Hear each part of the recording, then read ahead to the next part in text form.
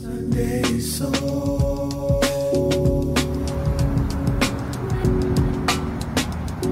in Columbia, Sunday Soul, Sunday Soul in Columbia,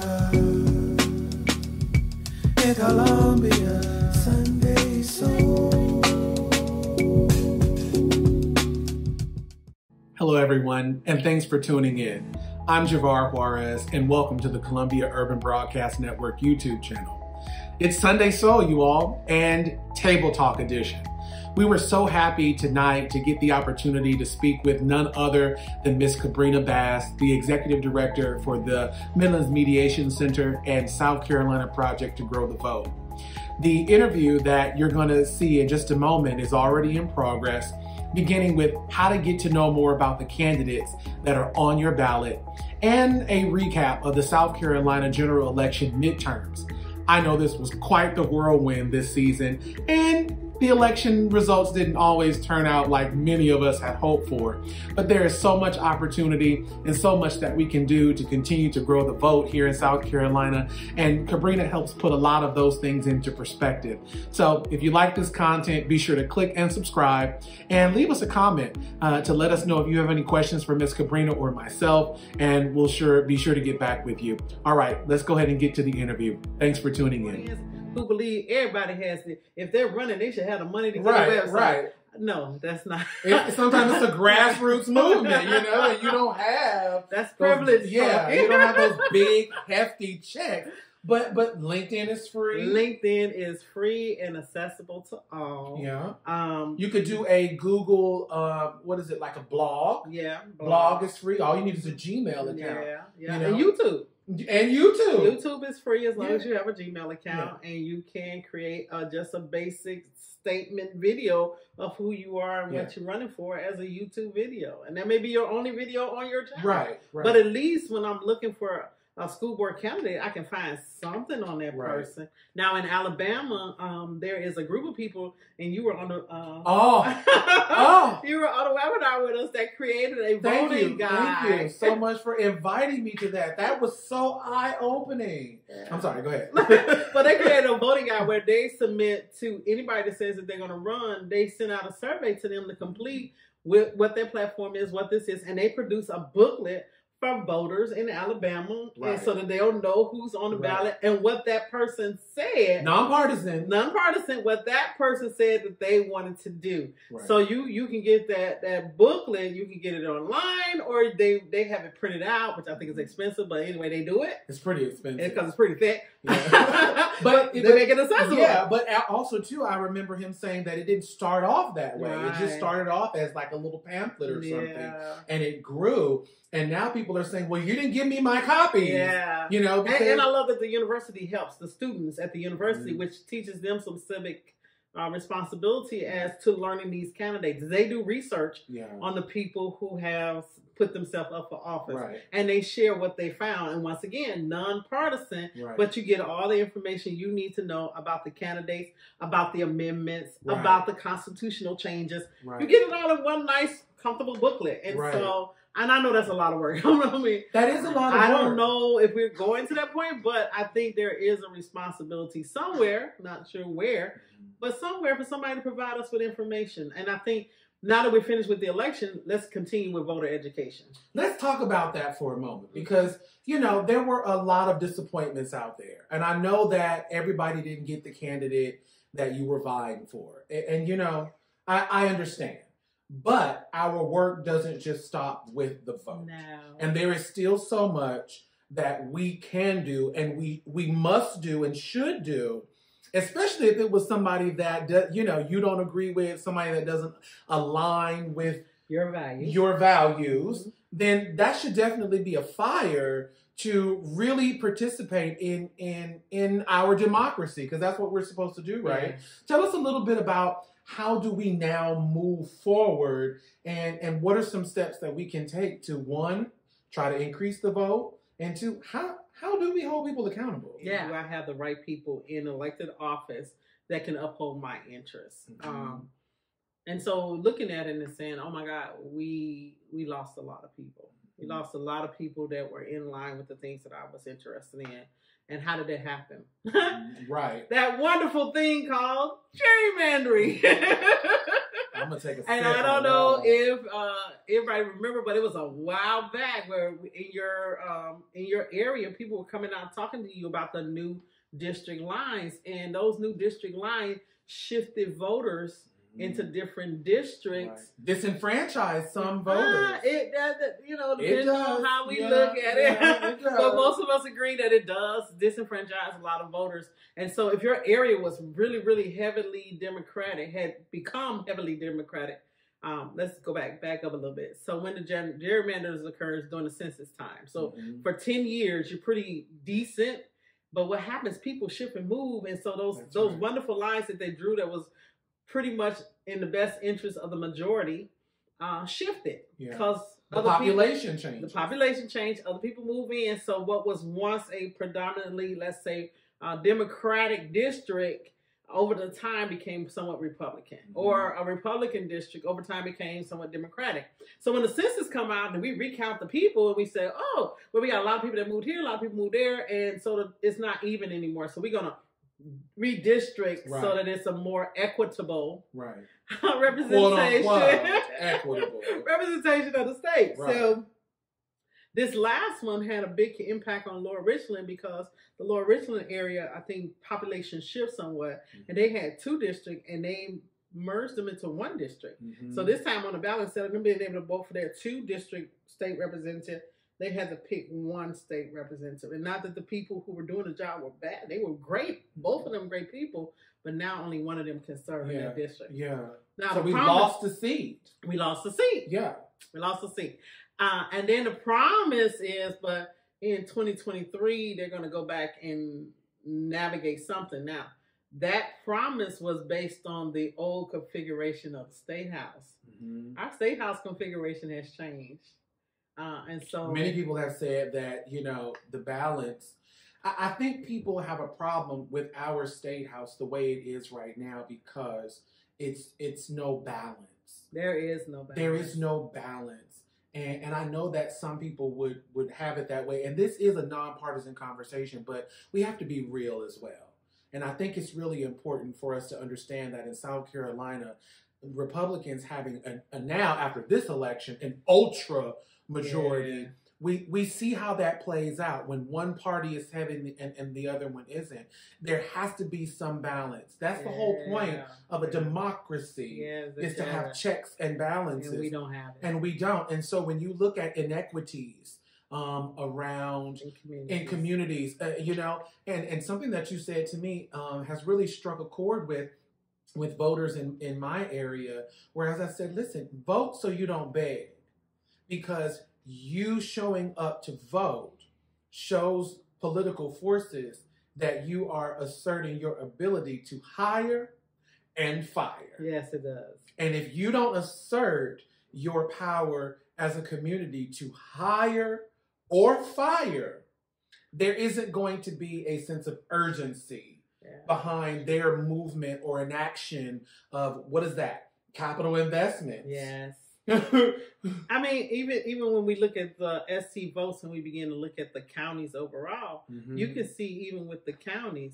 thank you. You can see even with the counties, some of our counties have less than 30% voter turnout. I mean, it's not many, but whenever you see this real low turnout in like 35%, 36%, 40%, when you think about where the resources are going, and if you look at the map, you can, and I'm gonna tell you all the largest turnout, right? And you tell me what your thoughts are as it relates to these counties, right? So one of our larger turnout is in Charleston. It's in Charleston. So what do we see in Charleston? We see a lot of new developments in Charleston. Yeah. We see a lot of new subdivisions. And so when we moved from Charleston, I was actually Georgetown, another area with a high voter turnout. We see the Greenwood area, which is close to the Greenville area. We see Lexington.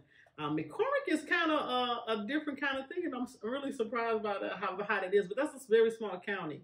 And then we see Saluda, and if you know anything about Saluda, Saluda has a large Hispanic population. So to see that there, it tells you some things. But if I'm a statewide elected official, I'm looking at these areas that have large voter turnout because I know these people are really paying attention to what's going on. But there are a lot of places like Denmark and other places across rural South Carolina. Yes. Like we know for a fact that Edgewood is a rural area. 28%. 28%. There are 1,912 registered voters in Edgewood, and only 549 people voted. When we look at College Place, and Beatty Road is not too far from me, actually. That's just right around the corner. 20%. It's 900 voters, but 20%. We couldn't rally 900 voters. Skyland, 28%. You know. So you're looking inside of Richland County. I'm just looking inside of Richland County. But when we look at this general map, we can actually see across the state that this is synonymous with voter turnout. What do we do to get people to come out and vote? I think it's that alignment of why should I vote? I mean, does my vote really matter? Them? Does my vote matter? What's in it for me? What's in it for me? Yeah. What's in it for me? And so until we can put it into a language that makes it make sense for me to want to vote. And I want to thank you for bringing my awareness to the book bans that are going on. Yeah. And so through the ACLU, I got a note and it said, they're going to the county but it's not going to make a difference if ACLU show up and the community and the community doesn't. Yeah. So when you think about that, and I think that would take us, if we were to look at that area, what is voter participation in the area? Because if we got low voter participation, we probably have low school board participation because we don't understand the value of it. And then what happens is when these things start to happen, we're reactive versus proactive. Yeah. Because this is our opportunity to be proactive. Yeah. To start to say something now before these things start to happen. And now when you're not proactive and people make changes for you, or they implement unpopular policy based on whatever data they have in their attempt to try to balance a budget or their attempt to try to make favorable changes based on what they believe is going to be good, and you don't show up, now we're reactive. Yeah. But think about, what we just did, Medicare for all, right? And a lot of people benefit from having access to medical health care. Yeah. Where we just put back into our state house a lot of people that aren't for Medicare for all, nor us getting access to the resources that would help people in our community to have access to those healthcare features. Right. In a state that has some of the worst numbers for, serious conditions. And we can go on and on, from high blood pressure to cancer, diabetes. Yes. Diabetes. We are not tackling a lot of these things. And I know so often we disassociate a lot of these physiological things with our vote. But when we look at the conditions in our communities, it's all tied together. This is why it's so important to have conversations like this. The level of our education. Yeah. Where do we fall as it relates to quality of education? Yeah. And we just elected a brand new school superintendent. No, we're not going to do that. Okay. And now, because my thing is this, I understood that we had a candidate for superintendent of schools that was seasoned. We had somebody that had active and working knowledge about how our school system works, that's been teaching in schools for over 20 years. And we elected somebody that has never worked under an administrator in any department of education. And yet this person won. And that says to me that we don't have enough information to run on and make really formidable decisions about our vote. Yeah, but I think the other part, for me, this is just my truth, I think the other part is it goes back to the primary. Because there was a primary where everybody of this party did their voting, and everybody of this party did their voting. And the question goes back to, if we look at turnout at the primary, I guarantee you we didn't have 50% turnout in the primary election. No. And so if we look at primary, So the candidate that came out of that primary is the one that ended up going to this general election. Yeah. So the party that put forth the candidate, probably, if we looked at those voting, we probably could have had a different person coming out from that side that may have been better qualified or had more keyword qualified, more of the credentials that would help support our schools, and they didn't make it because of the primary vote turnout. Same thing on our side. Did we get the best candidate based on the turnout of those that voted in the primary? So when we get to the general election, we're getting what's left. Or the same. Or the same. Because mind you, a lot of things, the more things change, the more things stay the same. Yeah. Okay. And part of what I believe is one of the reasons why South Carolina has not been able to really turn the tide is because we need an infusing of fresh blood. Now I think it's the time for younger people to be able to step up. And I've actually heard from a number of young people. Let's talk about, because that was somewhat of the platform that Joe Cunningham had, is that it was time for term limits and younger people, and people were offended. Yeah, they were offended by their position. So this is what the primary turnout map looked like. What is that? 10 to 20%. Wow, those are low numbers. 17% turnout. 17% turnout for primaries. They gave us our general election candidate. Yes, so even though we see 50% over 1 million people, no wonder it was so hotly contested. And it was, 565,000 people cast votes. Half. Not even half of the general election advocate. On a regular basis, I hear from older people all the time, speaking their truth, as you would say. We can't do it no more. I just, wish some of y'all young folks would step on out there and do something. But then when we do, and we step out there like Joe Cunningham did, people are offended. You can't have your cake and eat it too. Now, either you have it or you don't. But if you really want to see your state move into a place that has more equity, equality, love was on the ballot. I tell people all the time, love this time was on the ballot.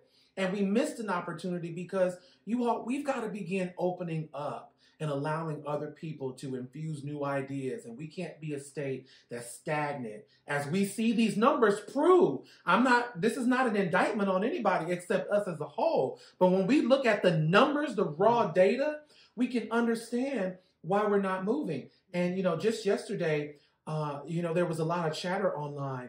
What do we got to do to look more like Charlotte? First of all, I don't want to look like Charlotte.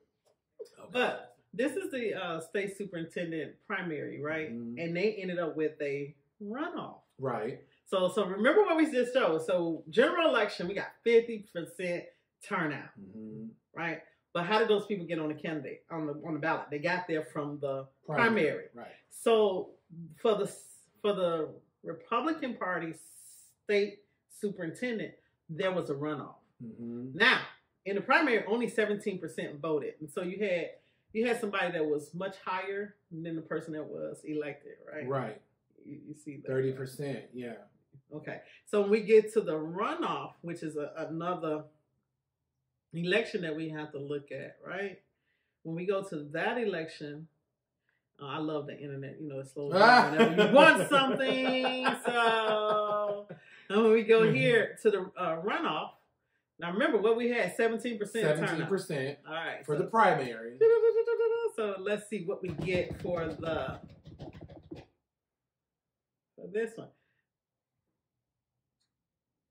Wow. 6%.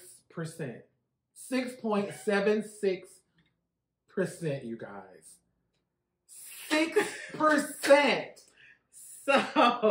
So in this election here, the determination for who was going to be on the ballot was based on 174,000 people. Wow. You guys, we're not here to tell you who to vote for. But there is got to be some change in our election commission. I do think that is where we have to start. There has got to be greater transparency, and there's got to be better use of our tax dollars funding the election commission. You should automatically get some information. The fact that you said that we don't get nothing. So yes, I will say that this site is amazing. Okay, but keep in mind, even though we're sitting here using, and let me just show you a little bit of what it looks like, right? So you can really see a lot of really good stuff, okay? All the stats and data are there. But we live in a state where broadband is not readily available to everyone. You're absolutely correct. We live in a place that... But isn't it amazing that when we get to the presidential election, for some reason, out of the clear blue sky, everybody has our phone number? Yeah. Everybody has... Right. They're texting us. Yeah, yeah. Well, why can't they do that all year long? All year long. But you know what? And that's why I was so glad to connect with you, because this has genuinely become a passion of mine. Once you start with this, it won't let you go. I understand that it is our job to engage people the whole year. The whole year. Yeah. The whole year. All year long. And I'm so glad. And educate. Because a 6.76% determined who was on your general ballot. Hold on. Seriously, you all? We were at home sleeping, arguing about it, right? On the phone, mad. So and so, it won the primary, but you never left home. You were at the grocery store, you were arguing at church about it, and 224, now mind you, our registered voters were what? 3 million. 3.3 million. 3.36 million. 224,000, I got my glasses, 432 people cast ballots in the primary. 6.76% of all registered voters. And y'all, and these are statewide. Statewide. So we had a statewide superintendent yes. for the Republican Party. Right. We had a U.S. Senate for the Democratic side, right? We had a House of Representatives. Now, this is just one district, though. Yeah. But these two right here were the entire state. The whole state. So there was no reason for you not to vote. Yeah. And so when you mad, but you didn't cast your ballot, you understand. Now, but before we go, even though you may not have participated this time, because for whatever reason, you just felt like your vote didn't matter. You felt like, it was just too much controversy behind some of these races. Yeah, but the primaries are important. They're just as important as the general election. And we looked at big names. But when you keep going down, we lost probate judges. Right. We lost council people. We lost school board people. Right. And some of these school board people some of these council seats, people sit on council seat with less than 500 votes. Yeah. In a population of 40,000 people.